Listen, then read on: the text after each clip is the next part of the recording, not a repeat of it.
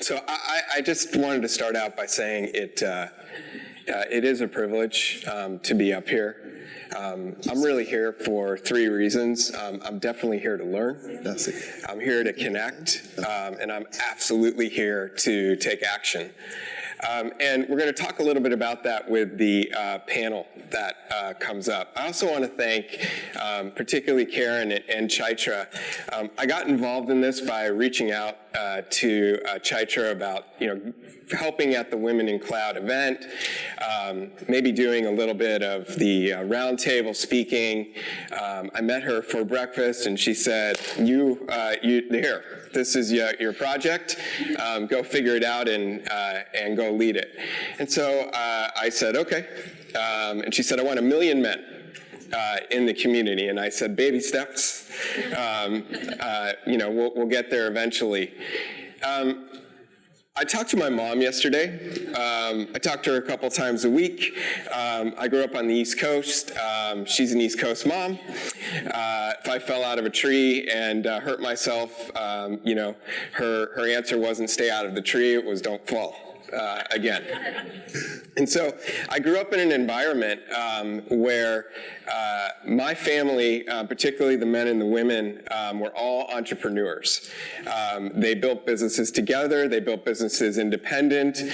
There wasn't this traditional role in the household. It was kind of everybody did whatever needed to be done. And when I told her what I was doing, because typically on a Saturday morning I wouldn't get up at 5 a.m. I'd be in bed with my dog Haley, maybe eating a Mighty O donut, watching Transformers for the 100th time, never know.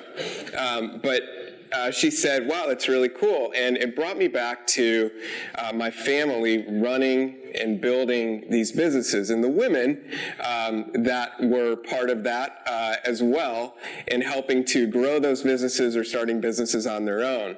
And when I thought about impact that we've been able to make when I got into positions where I was able to do resume screening and hire and promote, what I found personally was that when teams are equally or even more diverse, you have more women on a team than men. I'm a data and outcomes person.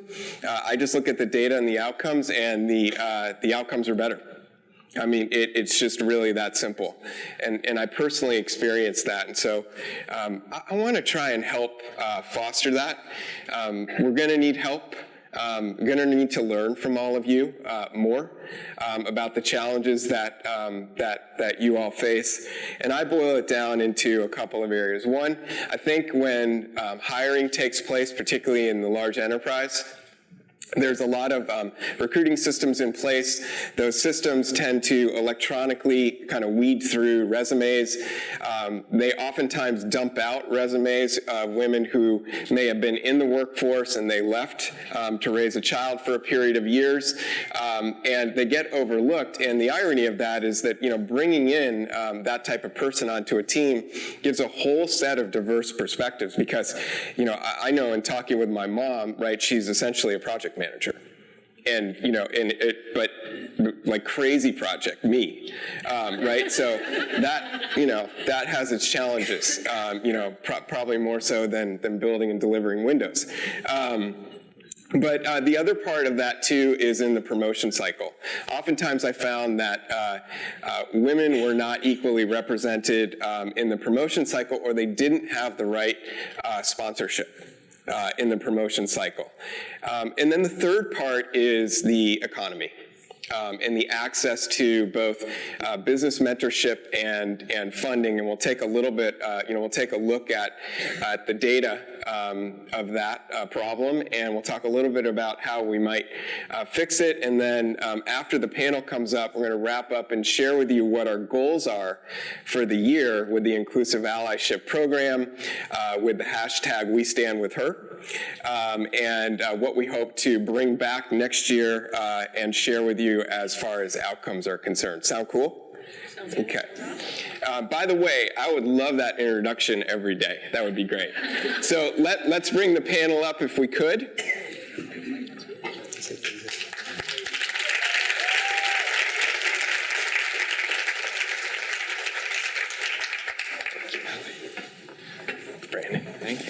Dave. Thanks. Okay, we're represented up here by a diverse set of folks from different walks of life in terms of where they work, the size of teams that they're involved in, and the economies that they impact. And we wanted to just start off with just a basic question, which some people might be wondering, which is, why are we here? There's not a lot of, I'm going to say guys, there's not a lot of guys, men here. So what is it, why are we here? Why are you here? Sure, I can start. You're looking at me. I'm Brandon Lee. I'm the Consul General of Canada. And for those of you who don't know what a Consul General is, I'm basically Canada's ambassador to the Pacific Northwest and Alaska. And I guess two hats. One is Canada, our Prime Minister is a feminist, Prime Minister Justin Trudeau, and Canada as a nation, we are a feminist country. And so I've been honored in my role as a head of mission to also help launch the largest women and girls development and aid fund in human history that Canada has launched, and it will be $1.2 billion. I was honored to help design, and I was on the selection committee for this, but my entire life I've been finding ways to help women. In school, I took the first women in business class in 1996, and I was only the second. There was only 2 males in the class, and I can say that as a visible minority, I'm the first visible minority head of mission, both here in Seattle, and before this I was Consul General to California and Hawaii, and Canada's ambassador to Silicon Valley, and I was also the first visible minority there. And so the challenge I see women facing, I also faced in a different way. So I'll leave it there. Okay. Dave? Sure. So hi, Dave Willis. I run our partner group for the U.S. At Microsoft, and I fortunately had a front row seat to the creation of Women in Cloud because I work alongside the wonderful Gretchen O'Hara, wherever she is, and saw her kind of get involved, with Chaitra and Karen and everybody else. And I asked how I can help, and so she got me involved early on in doing some mentoring as part of the program and the incubation program. And then I showed up to the event last year, and I was just blown away by the energy level and just what was going on here, this movement that was going on. And so I'm excited to be back again. I'm looking forward to seeing what 2 years from now might look like. I mean, the impact that we're going to have, because it's not just about meeting, it's this incubation program that's, really helping female entrepreneurs. It's so cool. I think Allyship specifically, I think it's so important to creating an inclusive environment. And as senior leaders, be it male or female, I think it's incumbent upon all of us to, provide an environment where we're making sure that females and women are heard, where they're really valued and given lots of opportunities to succeed as well. Okay. Dan. Hi, Dan Langell here from Archive 360, fellow Canadian, so thank you for your work. I didn't say that. I'm Canadian too, by the way. All right. The Canadian mafia is everywhere. So I'm here for 2 reasons. The first is highly personal. My own daughter is just beginning her university career, and she aspires to a career in technology. She wants to major in entrepreneurship, so my role as an ally, I'm hoping, will have a positive impact on her opportunities for success when she graduates. And then the second reason is purely pragmatic. The solutions that I've come to know in my time as an ally are really, really important and powerful solutions. Melissa Strawn, with her platform for driving social change by supporting the gig economy, or Sherry Burke bringing leaders together for tighter alignment on strategic decision-making, or Kathy Light, as you saw earlier this morning, with her platform for measuring and improving diversity and equality and inclusion. Those are solutions that the world needs. They're very, very important, and the ingenuity that goes into those, the perspective that they were born from. I'm proud to do what I can to help open doors and facilitate connections to help them be successful. And my commitment to everybody in this room, I spent 20 years in the Microsoft partner ecosystem, and I have a lot of experience from that. Find me, get my card, connect me on LinkedIn. If I can open any doors for anybody in this room, my sincere offer is that I'm here to help. Excellent. Awesome.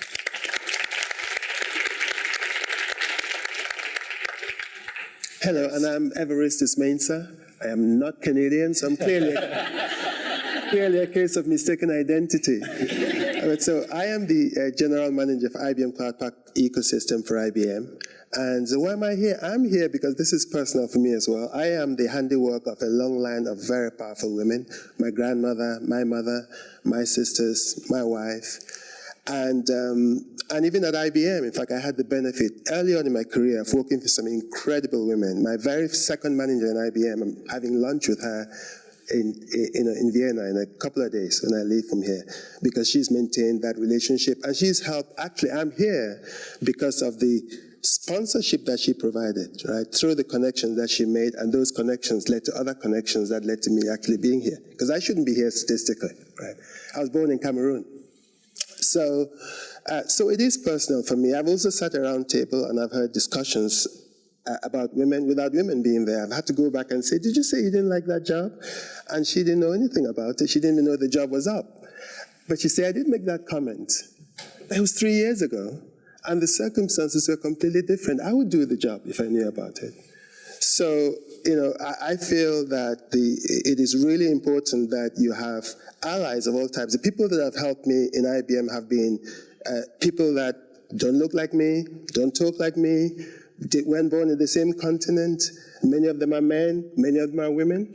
And I think that this idea of allyship, of getting all of us to focus, because the work environment is better. In fact, IBM did a study recently, which is published by the Institute of Business Value, looking at 2,300 companies and their attitude towards the hiring and development and promotion of women. Unfortunately, 79% don't really have a formal strategy. They don't have that as part of a core strategy. And the 12% that we thought of as first movers, they had better revenue growth and better profits. They had better innovation. That's not a surprise to any of us here.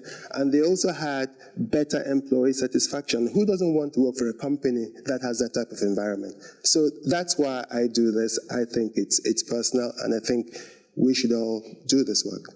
Yeah, I agree. And, I was lucky enough too.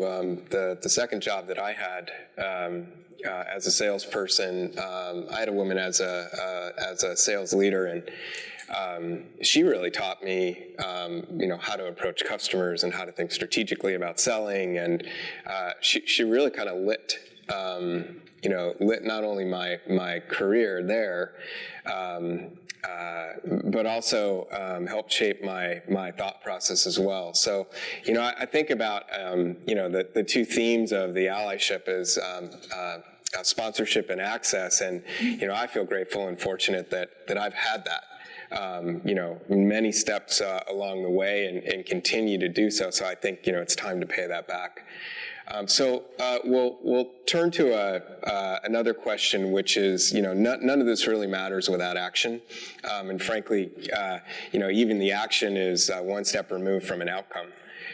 And so we'll talk a little bit about what you might do as a next step, or what you've seen that might be effective at your companies or organizations that may already be in place. We'll start with you. So me, okay. So following on from this institute study I talked about, one thing that IBM actually did is to try to create allyship using a hashtag #BeEqual. So we have badges and we'll do that.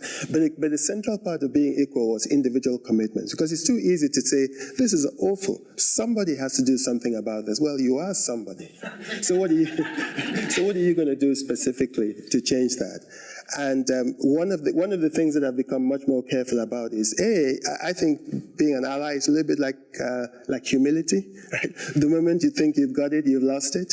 So it's always work in progress. So the first thing that I try to do is just to understand, how would women like to be helped, right? Obviously, it would be better if you were at the table, then you don't have to ask that question, right? But always keeping that.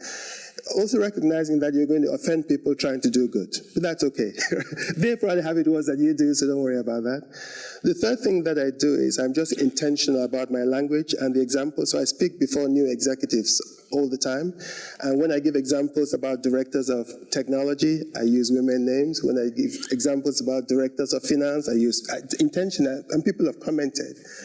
And then I push for, when I get a list of names for roles, I ask, where are the women? Because I can ask that as a man. I think it's more difficult for a woman to ask that.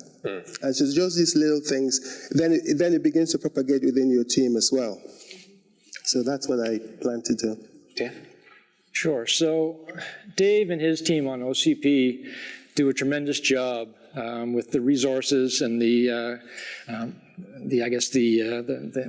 investments they bring to helping Microsoft partners like us and hopefully all of you to be successfthey And I believe that Microsoft is the very best strategic partner on the planet to go to business with, because they care deeply about your success, and they put their money where their mouths are. They invest in your success. So there's an awful lot out there, though. It can be very confusing starting out.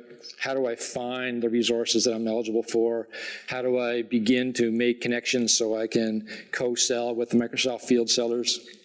So the action that I can bring is to help you navigate all of the things that Microsoft has available to you to drive your success. And it's not always easy. You may not have a Microsoft partner manager who can answer those questions for you. So think of me as your Microsoft partner who has a partner manager, but who understands how to navigate Microsoft and can help you open those doors as well. Awesome. Brandon? Sure, there's so many things we can do. I think for me in my career, I'll mention the word sponsorship is quite important. So mentorship, of course, is giving good advice, but sponsorship is putting skin in the game. And so Canadian embassies around the world, we're actually, next week, I'll be launching a gender pledge. And I think, pledges are nice to take, but as we're seeing here, if they're not followed up with real action and tangible things. So all of my staff at our consulate and all embassies, one of the things I'm asking is that when we invite people to our events, a lot of them are very exclusive VIP events, is to make sure that we are inviting powerful, excellent women. Getting access to other people that are in influential positions helps careers. And then within the office, as a culture change thing, I've asked, one of the two things that really annoy me is when women speak and they're cut off as they're speaking. So we're actually making a very clear effort for everyone to speak up and say, please let them finish.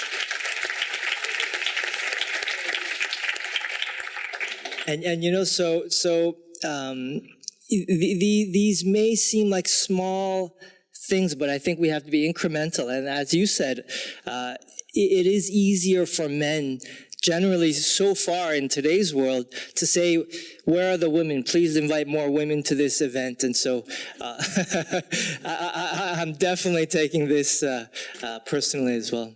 Thank you. Awesome. Dave? Yeah, so just to add to that, I really think, as allies, we need to speak up when we see bias, either conscious or unconscious bias, and so there's courage that's involved for all of us. I think giving credit where credit's due as well, and it could be for great work or just really good ideas as well, and recognizing those I think is so important, and being curious as well, and as allies, getting the dialogue going and questioning and just getting everybody thinking about it, keeping it front and center I think is important. Reflecting and learning is so important here because we're on a journey. I was actually reflecting back on my last week as I was thinking about this panel here, and I thought about some times when I was a good ally, and then there was a meeting I was in, I'll tell you, a couple days ago with a partner. Around my conference table, there might have been 8 or 9 people, and there was one woman in the room. And I noticed that right away, so maybe that's the progress, but and so I'm sensitive to that for sure. But she didn't speak the whole meeting. It was about a 45-minute meeting. And afterwards I was thinking, wow, I was so into the meeting, right? And so, but that's no excuse because, all I needed to do, I was a senior person in the room. I could have easily brought her into the conversation and got her, she probably would have, had some valuable feedback. So anyways, I'm on a learning journey myself as an ally. And so that's something that we need to continue to focus on. And so, yeah, the other thing I'll mention is, leading our U.S. Partner group, when I look at our channel, that meeting the example I gave you, unfortunately, that's not unique. It happens far too often. I actually have some people in our group in the crowd, and I see their heads nodding because they see it too.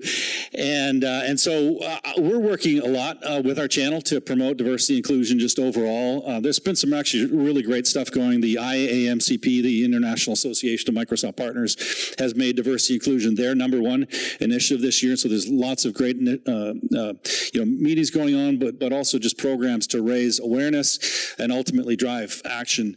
And somebody mentioned Women in Technology today. It's another great group that is providing some great work.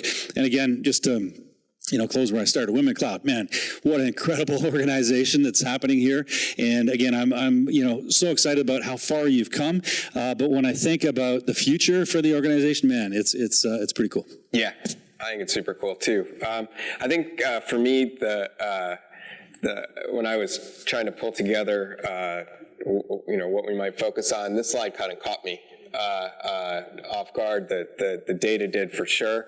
I definitely was not educated enough on this topic of investment. I'm still not enough, but at least I am definitely aware now.